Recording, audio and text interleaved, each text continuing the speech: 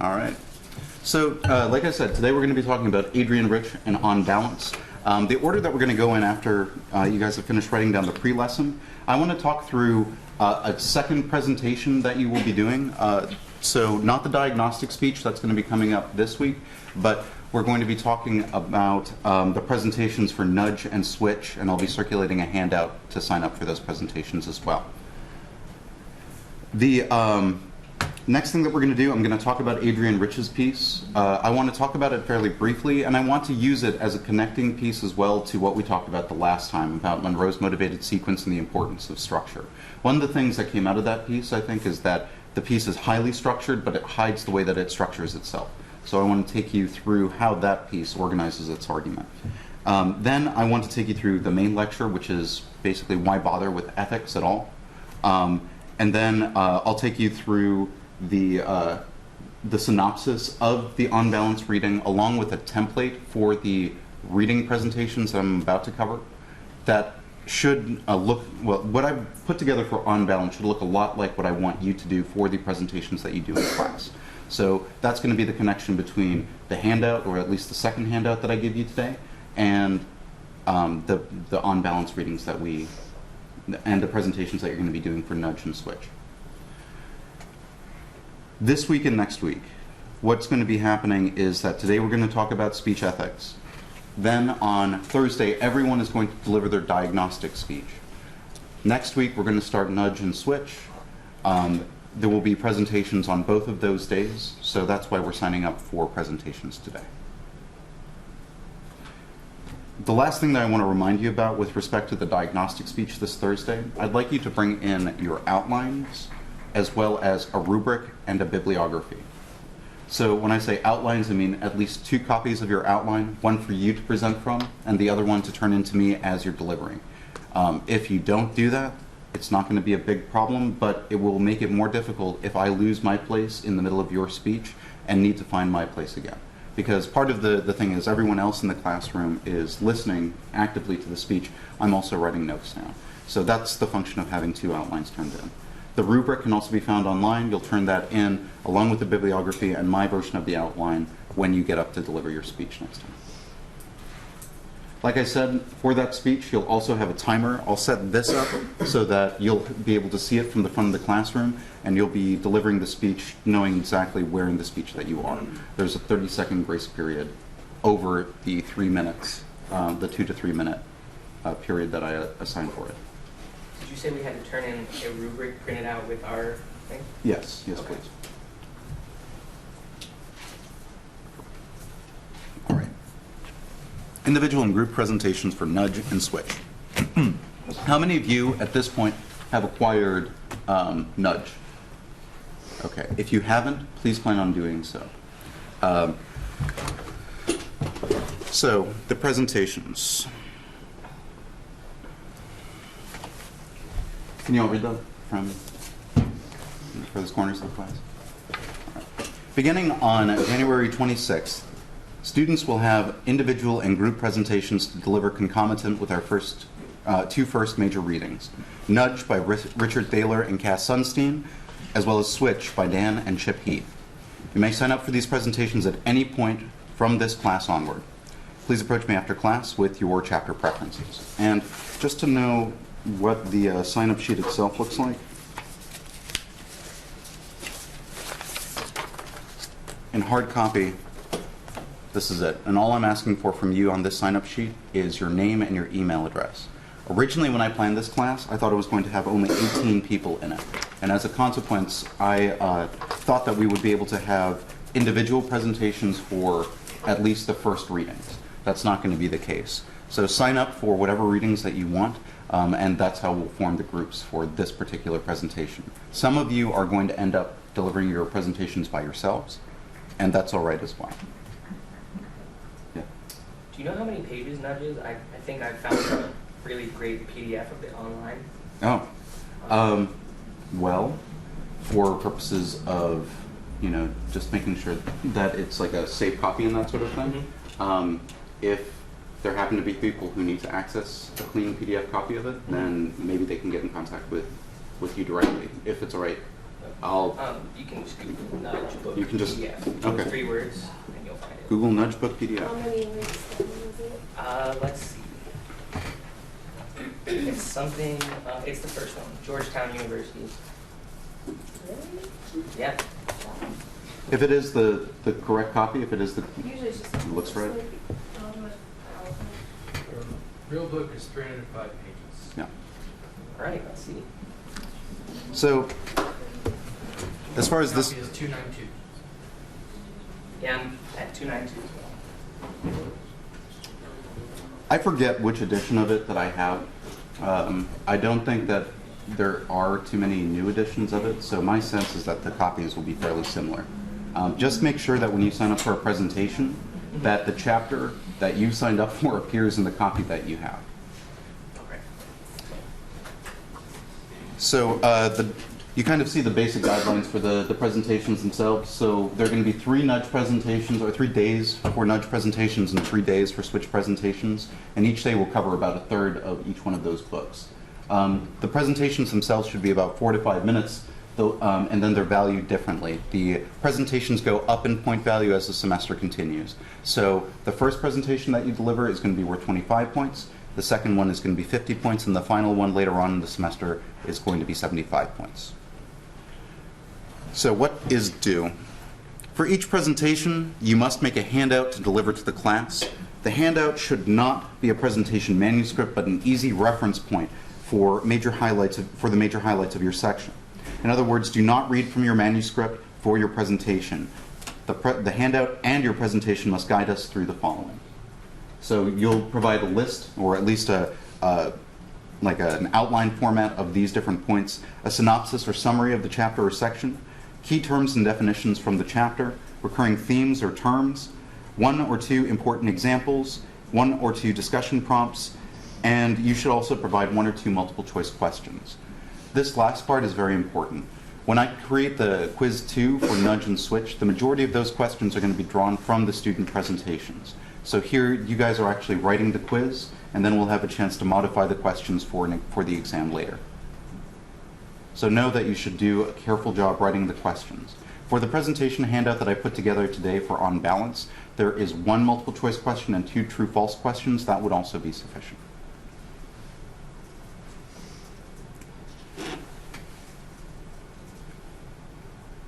The handout should be no longer than 2 double-spaced pages. If your presentation is 2 pages long, I would prefer your handout to be a single double-sided page. For the day of your presentation, you should make sufficient copies for you and your partner, and another to place on the slide projector. So you don't need to make 28 copies for everyone in the class. You just need to make enough for your group, as well as enough for us to put up there. Then after class, I'll take your presentation handout and I'll be posting it to the course Moodle as well. For group presentations in which you feel that the labor has been inequitably distributed, please provide me with a written appeal at the time of your presentation, and I will follow up with each group member individually. I was never a great fan of doing group work in general. I never had to fill out one of those forms, but I do understand the need for them. So if that happens to become an issue for whatever reason, then please know that you do have some sort of recourse there. So the rest of this handout, at least as it appears on the course Moodle site, has a copy of handout 5, which is a template for the presentations, and like I said, covers the Unbalanced reading. But we'll get to that template later on in the class. Yeah. So I'm still a little confused. I was with you, and then you said the presentations will increase in point value as we progress. That's correct. That is the presentations on the book, correct? Or? That's correct. Okay. So that means that I'm going to be giving multiple presentations on the book. Is that right? So the way that it's going to work is that you're going to sign up for 3 presentations over the course of the class. Okay. Everyone will present on nudge, everyone will present on switch, and everyone will present on either influence or getting to yes. The last 2 books are significantly shorter, which is why I do that. And those different presentations are going to escalate in point value. So you are all responsible for reading the whole book, right? You will read all of nudge, all of switch, all of influence, all of getting to yes. But you are responsible for only presenting the chapter that you sign up for. So you are effectively an expert for the section that you sign up for, but know that you do have to know the rest of the content as well. Okay. Does that Yeah, that makes sense. Perfect. All right. Any other questions about the individual and group presentations? Would you like me to start the sheet around now? Okay. I'll start it here, and keep in mind that you can sign up even if someone else has signed up for a presentation day. You'll see all of the chapters, and then what I want from you again is your name and your email address. Okay? And this is for the individual. And group presentations. And so how are the groups determined? Just by whoever picks what? Right now, by default. Okay. Okay. All right.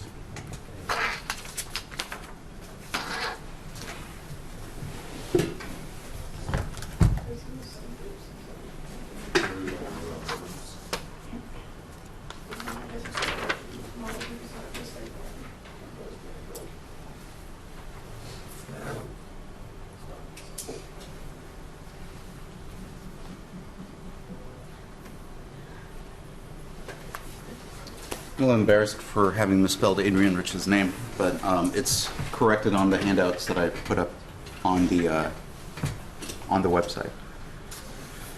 So this is the first handout that I want to talk through. This is not the presentation template that I just mentioned, but it is the way that I want to start talking about ethics by connecting our previous discussion to the one that we're having today. So ethical arguments have to be well structured. Right? When you tell people what they ought to do or what they shouldn't do, they need to follow a natural progression, and they need to be recognizable to the people that read them as well. So here, what I've done is I've tried to collapse Adrienne Rich's argument into the constituent parts of Monroe's motivated sequence. And all I want you to do is read through each one of these sections with me. So if I can get a volunteer for reading through the attention component. Go ahead. Either way, it doesn't matter. If university means anything beyond the processing of human beings into expected roles through credit hours, tests, and grades, and I believe at a women's college especially it might mean much more, it applies an ethical and intellectual contract between the teacher and the student. This contract must remain intuitive, dynamic, unwritten, but we must turn to it again and again if learning is to be reclaimed from the depersonalizing and cheapening pressures of the present-day academic scene.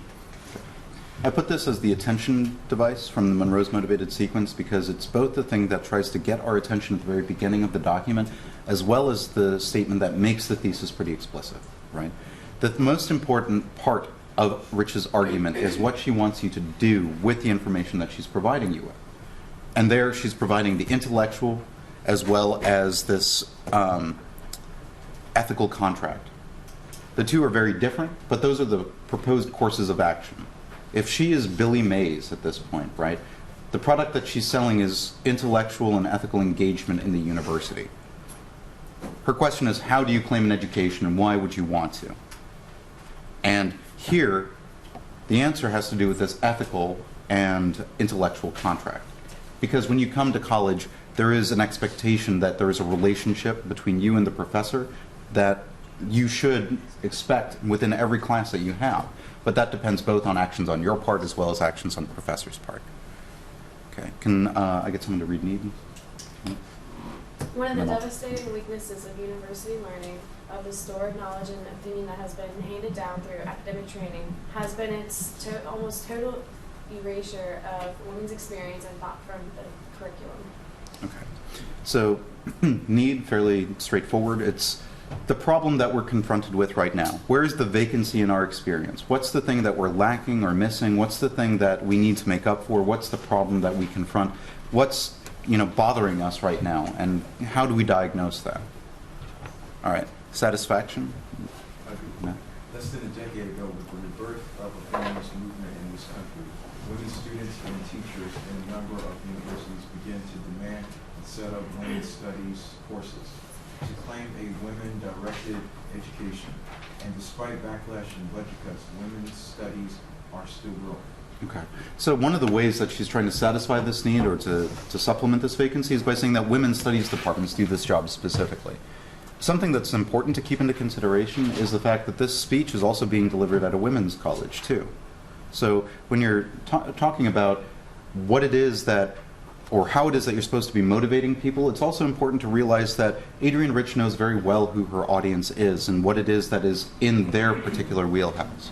What it is that they need to know, what sorts of challenges that they're confronting, especially because they're women in this environment. And they're going to be confronted with a number of professors that will probably try to steamroll them in the future and so forth. So here, women's colleges and more specifically women's studies programs are one possible solution to this problem, because women are the ones that are disproportionately affected by it. All right. So the visualization. This is the experience of taking responsibility for yourselves. Our upbringing as women has so often told us that this should come second to our relationships and responsibilities to other people. So, in a nutshell, one of the things that she's trying to encourage people to do, or she's trying to encourage the women in the room to do, is to take responsibility for yourself first. And that, by contrast to taking responsibility for other people first. So rather than trying to support other people around you, she's encouraging you to take ownership of your own education, right? To return the focus to your own intellectual development. The next two parts are not explicitly parts of the Monroe's motivated sequence, but they are things that we talked about in class, both division and repetition. And these come from Cicero's speech structure. And I thought they were nice because division, or divisio, is setting yourself apart from someone else's argument, and then repetition is just the way that you make your point through a number of very similar related statements. So would someone read divisio? We've been offered ethical models of the self-denying wife and mother, intellectual models of the brilliant but slapdash dilettante who will never commit herself to anything the whole way, or the intelligent woman who denies her intelligence to seem more feminine, or who sits in passive silence even when she disagrees inwardly with everything that is being said around her. So you see, she's setting up a foil to depart from, right? Like that's what this strategy of division is, to say that there is this image that we popularly have, we need to push that away in favor of this other intellectual model of what womanhood should look like in the university. And then would someone, either you can keep on reading or what? I'll read. Responsibility to yourself means refusing to let others do your thinking, talking, and naming for you. It means learning to respect and use your own brains and instincts, hence grappling with hard work. It means that you do not treat your body as a commodity with which to purchase superficial intimacy or economic security. For our bodies to be treated as objects, our minds are in mortal danger. It means insisting that those to whom you give your friendship and love are able to respect your mind. It means being able to say with Charlotte Bronte's Jane Eyre, I have an inward treasure born within me, which can keep me alive if all the extraneous delights should be withheld or offered only at a price I cannot afford to give. Repetition there is more of a stylistic device that's being employed. But you kind of get how the repetition of those phrases allows her to move from that division statement to this what you should be doing statement instead, right? So the ethical contract is her way of allowing you to see what it is that she wants these new women scholars to do. Then finally, there's a call to action.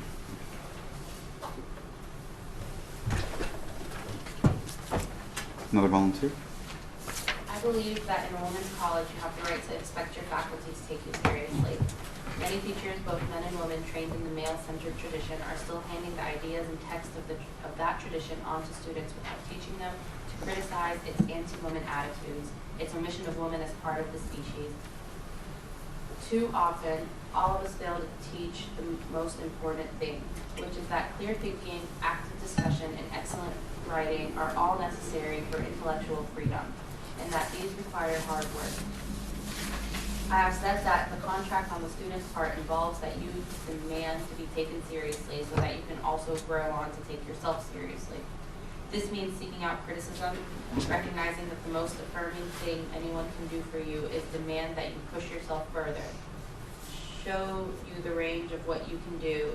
It means rejecting attitudes of take it easy, why be so serious, and why worry, you'll probably get married anyway. It means assuming your share of responsibility for what happens in the classroom because that affects the quality of your daily life here. It means that the student sees herself engaged with her teachers in active, ongoing struggle for an ongoing education. So the two major points I want you to get from this, and this is trying to segue again from the argument that we talked about last time to the ethics that we talked about this time. From last time, I want you to take that even this argument, which is passionate and at times very rhetorical in its construction, is very argumentatively structured. And you can write Monroe's motivated sequence onto the structure as a natural progression that Rich is following. The second thing that I want you to get is that the ethical component of this particular speech consists in the call to action that she's trying to bring. It's abstract in a certain sense, right? She wants more people to take ownership of their education. But the power of that persuasive speech, the ethical component of that speech, is in how she's trying to not only motivate, but also visualize that goal for the people that are in that room with her. So part of the problem when we talk about speech ethics, and this is going to be the next thing that we talk about here as well, is that it's not very easy to determine what those are. Ethics runs into a number of problems because they're usually understood as codes of conduct, but then when it comes to giving a speech, usually either our body takes over and we do whatever it is that we do when we're nervous in front of a crowd, or alternatively, we put out of our mind any thought of speech ethics for the purpose of pleasing the audience in front of us. So those two things I think are the most important. Rich both demonstrates a concrete instance of applicable ethics and at the same time does so in a very structured, argumentative way. So I want to go to this ethics question a little bit more now.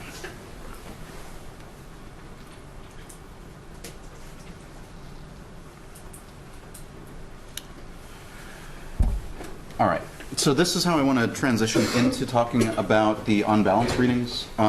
If you have the next handout, I think it's handout 6 on the course Moodle site. It's just called Why Bother with Ethics? Or wait, I might not have posted this one. Is it why bother with ethics or ethics? The excess one is the template and the summary sheet for Unbalanced. So what I'll do is I'll read through this and then I'll post it as a separate handout after class as well. So you'll get this lecture after the fact. All right. Why bother with ethics? Moving beyond the question of how to argue, classes in argumentation must inevitably deal with the question of how to be the best arguer possible. This particular debate is in a class all its own because it can be understood and abused in any number of different ways. So the question I want to address is why bother with? There are 3 different reasons. First, ethics as inclusion. Often, ethics means inclusion as a corrective to willful ignorance. This means that your language choices and your argument should be sensitive to the views of the audience and should reflect the best possible assumptions about individuals who do not share the speaker's heritage. This means 2 things. First, that our conversation should take care to address claims about race, class, gender, and disability, to just take a few examples, sensitively. Arguers should aim above all to sympathize with the kinds of power differences that routinely affect marginalized groups. Second, to say our language choices should be sensitive means also that our speech always has implications for marginalized classes. Raising the cost of admission to college, for instance, doesn't go without the consequence that some people can no longer afford it, and that the people disproportionately affected by such policies are racial, economic, sex, ethnic, national, or cultural minorities.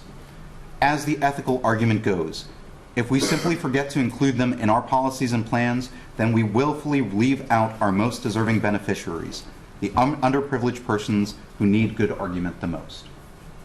Oh, sorry about that.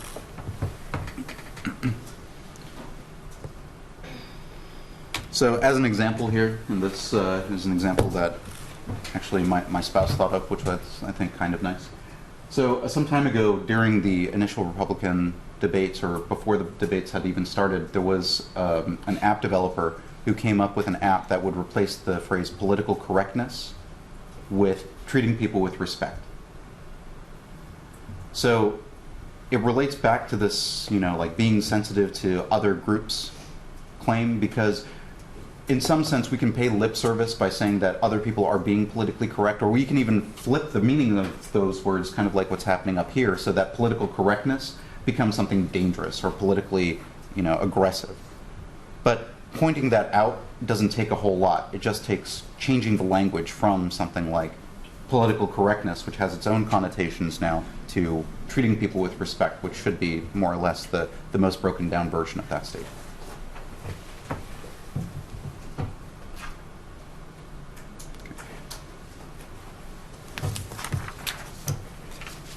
Okay, ethics as social prescriptions. Another way that we can think about speech ethics is as social prescriptions, or things that we ought to do as responsible members of civil society. When the ancient Greek philosopher Plato discussed rhetoric in the Phaedrus, it was in the context of love. Arguers must tame their eros, or their wild and voracious appetites, like the desire for domination in an argument, through careful application of logos. It's in this spirit that Wayne Brock-Reedy, writing The Wave of Free Love, published Arguers as Lovers in 1972. There, he claims that there are three kinds of arguers: rapists, seducers, and lovers. The difference lies in their objectives. Rapists sought only power and victory, seducers sought ascent through manipulation and deception, and lovers contributed claims for the advancement of a community. As Brock-Reedy writes, whereas the rapist and the seducer see a unilateral relationship toward the victim, the lover sees a bilateral relationship with a lover. The social prescription associated with being an arguer is more than following the rules or avoiding fallacies. Ethics as a social prescription refers to the kinds of intention that you set when speaking. Last one. There's one pressing obstacle to understanding speech ethics: the slipperiness between the terms ethics and morals.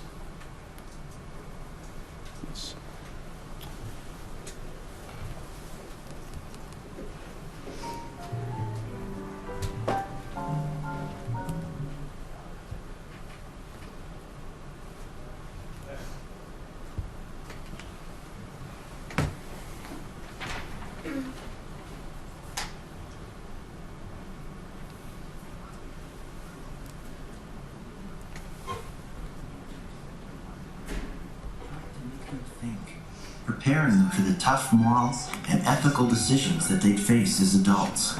That's how I wanted to spend my life. So is this a moral situation or an ethical situation? What's the difference between morals and ethics anyway? Anybody? Derek? Yeah, ethics is like what you do what society tells you right to do, and morals. Yeah, you're on the right track. Can anybody help him out? Michelle. Morals are like lessons, like the moral of a story. It's what you learn from a story or a fable. Or a life experience, good. And ethics? Ethics is how you use the morals that you learn from the story. Yeah, okay, but I think we're missing something key here. What are we missing?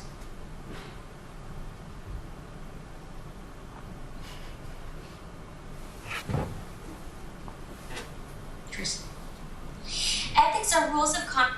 All right. So the clip, unfortunately, isn't going to let us show the entire definition that she provides, and that's fortunate because I want to provide my own definition instead. So, when we use the term morals, it sometimes refers to the moral of the story, the general rule, law, or prescription that follows a conclusion from a certain set of premises.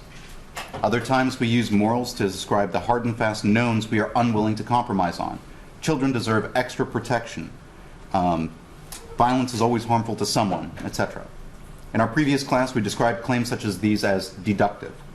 Knowing something to be generally true, morals enable us to deduce a conclusion about a number of particular cases. Argument stresses ethics, by contrast, because it is inductive. We are always building our cases from incomplete knowledge, incomplete evidence, incomplete beliefs. We don't presume in this or in any class that we know the best guidelines for argument. Instead, we collect our evidence as responsibly as possible to support modest, well-measured claims and to present the best possible case. So I'm going to do one more of these reading activities with you guys. We're going to go through the preface of Unbalanced. Actually, we don't necessarily have to do that. How many of you got all the way through Unbalanced before we get started? Not the whole book, just the section that I assigned that I put up on the website. Okay. Matt, do you have a question? Yeah, I was just going to ask if you could give, like, let's say a value and then state it in terms of morals and ethics, the same value, I guess, so I can get more of it. Certainly. Well, it's harder for me to come up with the value, so why not someone else? What's a value that we should consider? And I can show you what a moral and an ethics would look like. Violence is wrong. Violence is wrong. See, from the way that you've already phrased it, Yeah.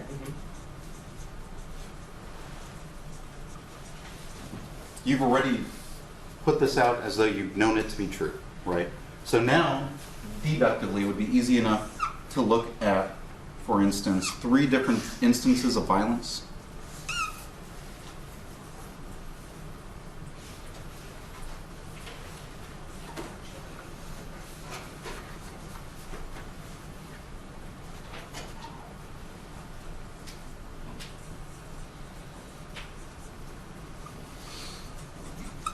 And here, like, violence is wrong. If I looked at 3 specific case studies in Syria, in television representations, and first-degree homicide, then all of those would be specific applications or instances in which that general rule was true, right? And for that reason, you're proceeding from the premise to the examples, right?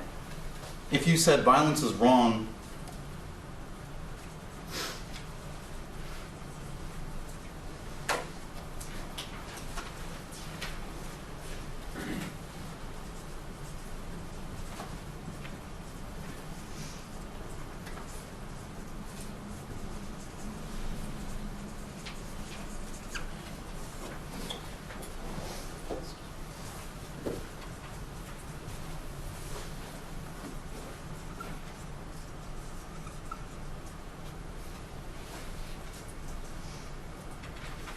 so what are, like, so I've written violence is wrong when you exercise it against other people. What are other instances in which violence is wrong? Interpersonal violence.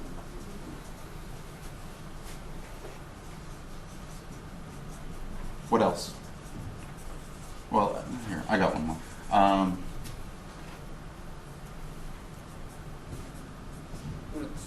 What about whenever it's like taking out on the environment? Okay.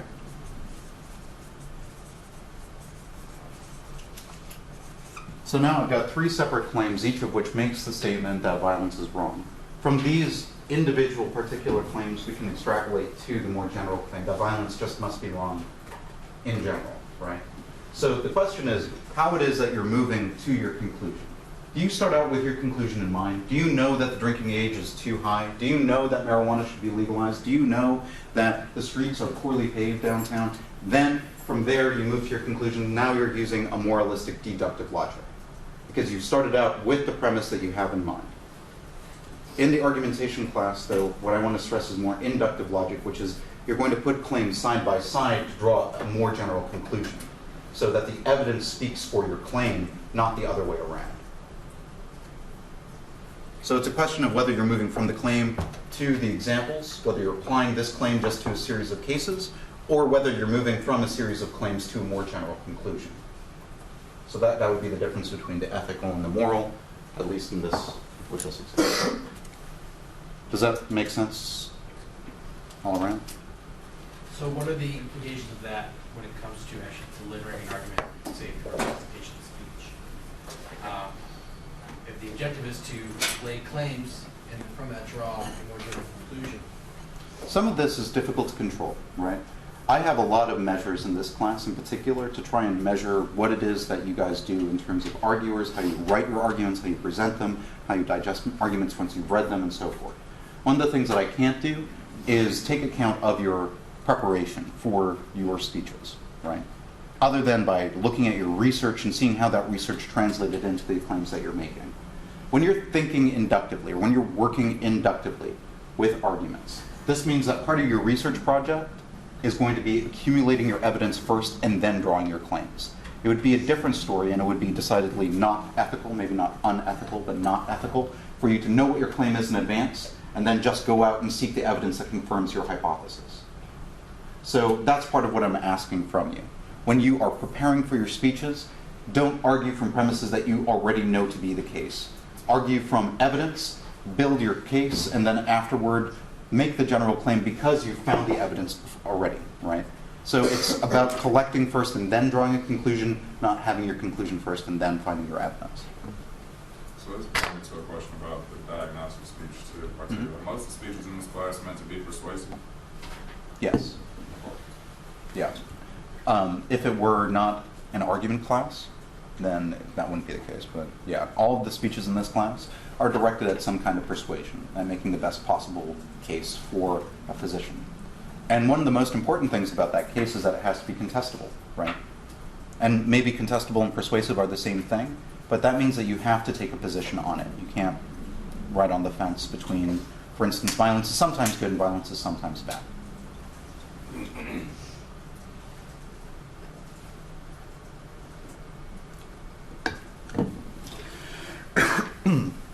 All right.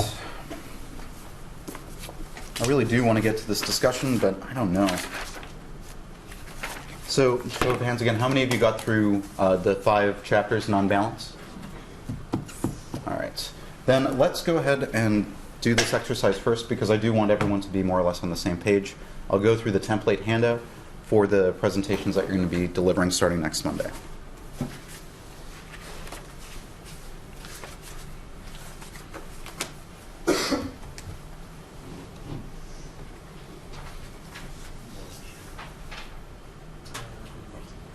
All right. Can I get a reader? Go ahead, William. There seems to be something singularly captivating in the word balance. John Stuart Mill said in a talk to the Mutual Improvement Society in 1834, as if because anything is called a balance, it must for that reason be necessarily good. When we want a balanced economy or a balance of power or want people to make balanced judgments, when we describe distributing people as unbalanced, or assume, as we are likely to do these days, that anyone who is troubled by anything is suffering from a chemical imbalance, we are promoting the image that Mill wants us to be wary of. That it is an image, a picture of something, or somebody creating a kind of order, and that we are beguiled by it is worth nothing. Justice with her scales is infinitely reassuring. The man walking on the wire between the Twin Towers is both horrifying and fascinating. And children, so soon after learning to walk, loving to go round and round in circles until they fall over, is puzzling. The advantage of lying on the floor, Kafka remarked in his diary, is that there is nowhere else to fall. Balance, like all our fundamental things, is something we can find, keep, lose, and use. It is something we often want. Keep on going. Because it is singularly captivating. Mill suggests we think it must be necessarily good. There is indeed nothing like it, but Mill thinks we should be suspicious of anything that might confine us by lulling us into a state of inattention. Next reader.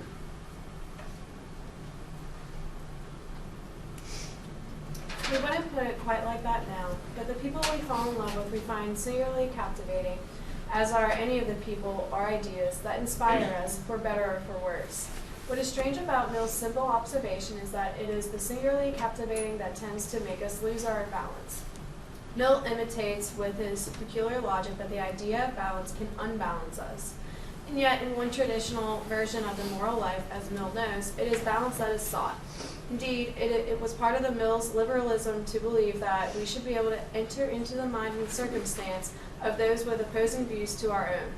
when the dramatist Mark Ravenhall writes that art that isn't driven by this basic impulse to create an unbalanced view of the world is... Oh, am I? Yeah. Oh, sorry.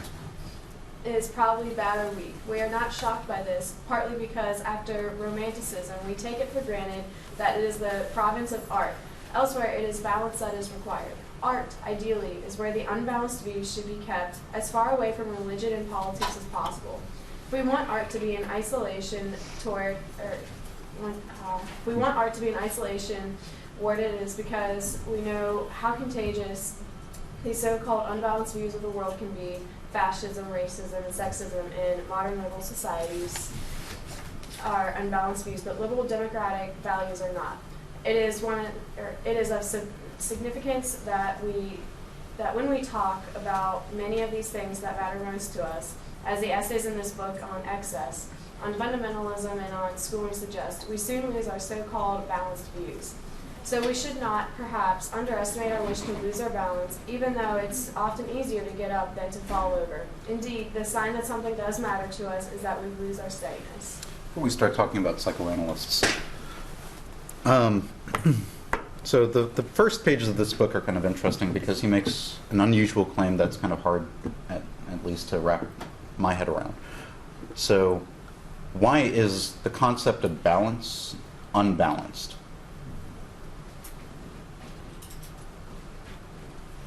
Isn't it because we're generally inclined to believe that's the better way? Sure. So why is that unbalanced? If we believe something's the better way, why is that? It instantly leads us towards one method of thinking instead of the other, which is unbalancing yourself. Okay. So part of the reason why balance is unbalanced is because you can't say anything negative about it. Right? Usually, when you are talking about balance, it's in relationship to people who are off at the extremes, who believe more fanatically than we do, or who believe more, who believe in a way that makes us uncomfortable personally. And in those situations, we have this urge to say that these people need to get balanced, right? And the chemical imbalance quotation in the very beginning of this section is not too off point. It's like something must be wrong with them if they are so extreme. But the thing that we fail to notice is how extreme we're being in assigning that kind of judgment. Okay, one other question. He says this kind of crazy thing here. Ooh. All right. No harm, no foul, right?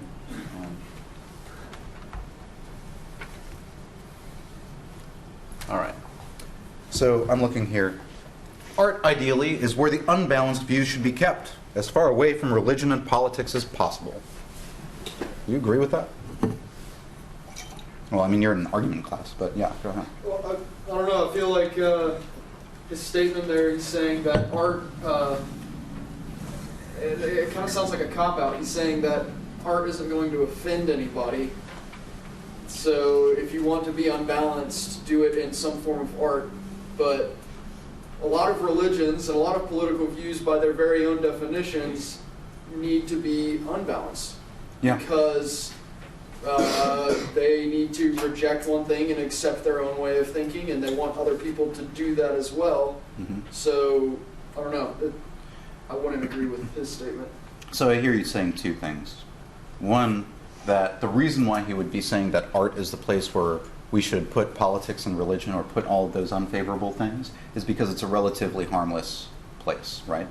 At least a couple of you are talking about the humanities in your diagnostic speech. The humanities, the arts, in general, are without teeth, right? And for that reason, politics and religion, they're the more dangerous categories. The arts are where those sorts of things can thrive. Like, the only thing I would add to that is that maybe art isn't inoffensive. In fact, I think art is the one place where we're allowed to be offended, but we don't have to come away from that by saying that that's bad art. In fact, we're more inclined to say that the art is more powerful if it does affect us in some way. The other thing that I heard you saying too is that religious groups and politicians in particular need to be unbalanced, right, in order to get their views across. the one thing that needs to, like, that he's going to go on and try and talk about in the book and in the chapters is that when we ourselves exercise judgment, when we see someone else exercising judgment, it doesn't invite us necessarily to exercise judgment against them, but it tells us something about where their commitments are. You never know how more than about a person than when they are going on a diatribe about something. When someone is thoroughly bothered, typically, and this is something he says later in the book too, they're saying more than they intend to. So that's a good lesson in general, both because it's encouraging you to be a good listener in the debate context, as well as to use that listening in order to construct counter-arguments against that person. All right. We don't have a ton of time to read through the rest of it, but you guys get the idea of the basic argument here. So the next thing that we're going to talk about is excess. And for those of you who had a hard time getting through the entire thing, we are moving from why bother with ethics to why bother with excess, which is the subject of the 5 essays in here. To connect it back to this preface, it's because balance is always excessive, right? And that's this weird paradox that we were talking about. Whenever you say that someone is unbalanced, that is itself an unbalanced statement. Our fixation with balance is unbalanced. So balance, in the way that we invoke it, is always going to be excessive or over the top.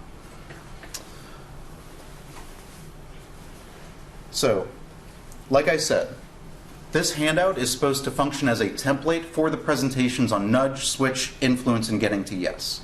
And like I said on the original presentation handout, what I'm asking for here is a synopsis, key terms and definitions, recurring themes, 1 to 2 important examples, a few discussion prompts for the class, and the multiple choice questions at the end. First thing that I have up here is the synopsis. So in essay 1, I've provided a paraphrase, not a verbatim quotation, but a paraphrased version of what the major argument from this section is. In the first section, in excess, morality, often thought of as a criticism of excess, is an enactment of excess. When we are moralistic, we're being excessive. We're saying too much, like I said. So as a consequence, our reaction to other people's excesses reveal to us what our conflicts are. The second chapter, or the second essay, enough is enough.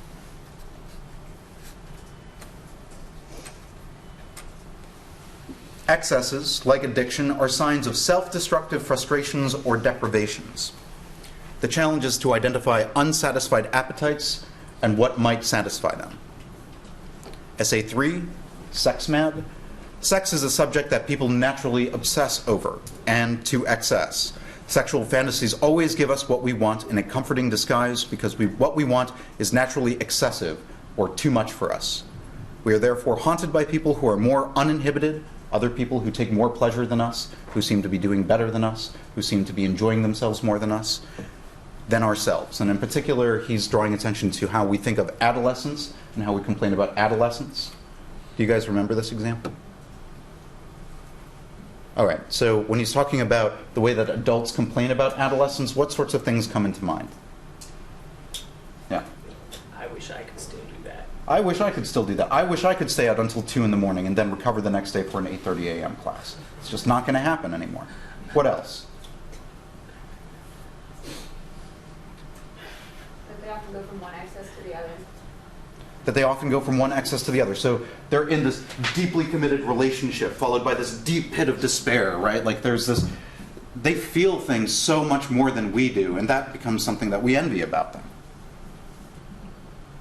So teenagers in general, because they're discovering themselves, seem more uninhibited. And he connects that even to the way that we talk about teenage pregnancy. Teenage pregnancy is a real problem. We really don't know how it is. And I'm not saying that teenage pregnancy, the MTV shows or whatever that talk about teenage pregnancy aren't drawing attention to real social problems.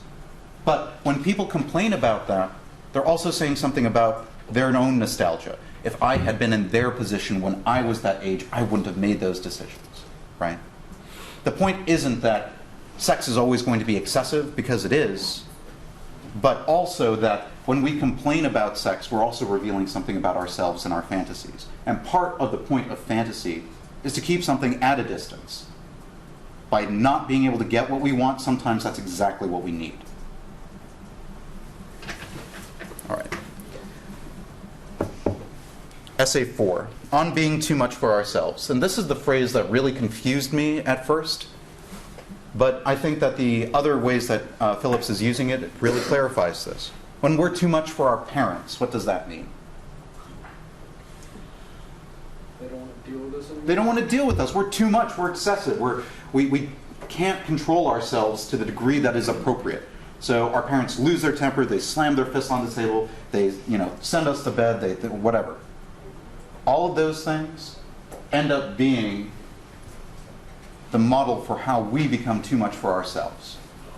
Because at some point, the parents stop telling us what to do, and the person who's imposing those restrictions is ourselves. If we were too much for our parents, then we're going to be too much for ourselves as well.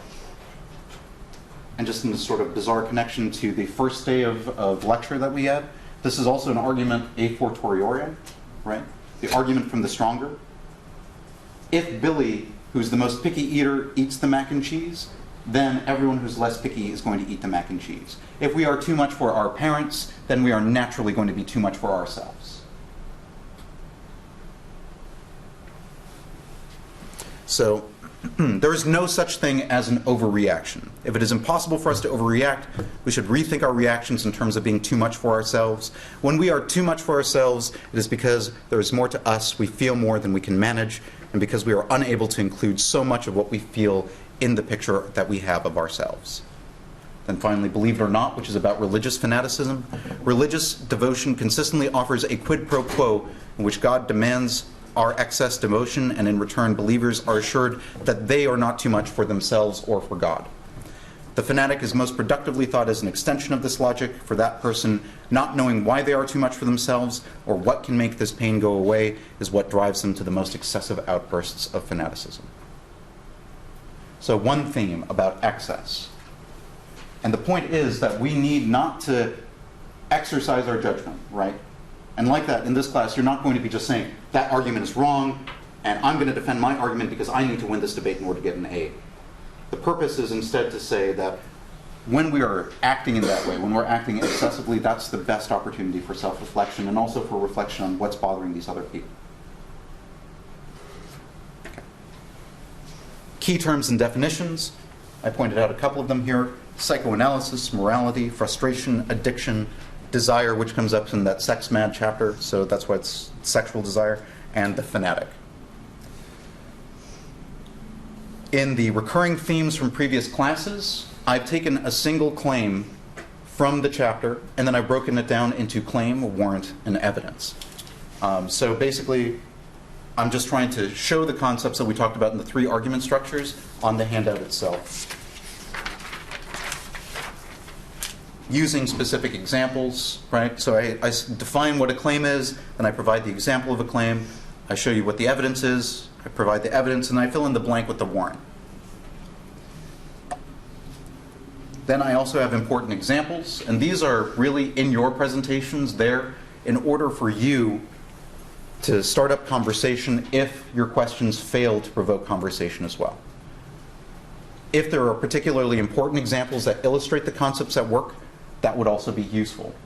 So for instance here, in chapter 2, Phillips quotes Thomas Mann saying that he's referring to his father here. Thomas Mann's father led us into a sweet-smelling paradise and let the dream become reality, and we were amazed how quickly we reached the limit of our desire, which we had believed to be infinite. So they go into a pastry shop, they were said, gorge yourselves, I'll pay the bill, whatever. And very quickly, Thomas Mann as a child gets very sick.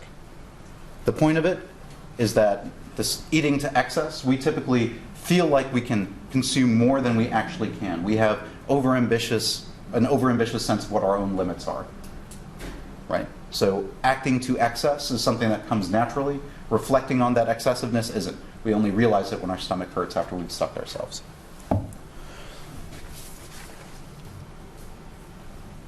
And that gets me to the discussion prompts.